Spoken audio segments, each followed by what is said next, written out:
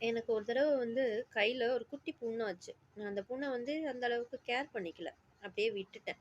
அப்புறம் பார்த்தீங்கன்னா, கொஞ்ச நாள் கழிச்சு டக்குனு ஒரு ஹேண்ட் வாஷ் பண்ணும்போது பார்த்தீங்கன்னா, சடனா அந்த புண்ணு வந்து வலிக்க ஆரம்பிச்சுருச்சு. ஸோ என்னோட கேள்வி என்னன்னா, இப்ப அந்த சோப்புனால தான் என் புண்ணு வந்து வலிக்க ஆரம்பிச்சுச்சா? இல்ல நான் அந்த புண்ண கவனிக்காதனால வலிக்க ஆரம்பிச்சுச்சா? எக்ஸாக்ட் ரீசன் என்னவா இருக்கும்? அந்த புண்ணு கரெக்ட்டா ஆறல. அதுக்கான ப்ரிகாஷன்ஸ் நான் எதுவுமே எடுத்துக்கல. கரெக்ட்டா?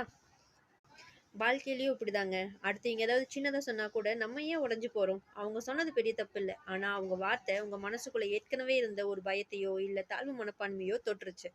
அது வலிச்சா, எதிர்ல இருக்கிறவங்க திட்டாதீங்க. அந்த வலி அவங்க குடுத்தது கிடையாது. உங்களுடைய கடந்த காலம் உங்களுக்கு குடுத்தது. முதல்ல உங்க மனசுக்குள்ள இருக்க அந்த காயத்த ஆத்துங்க.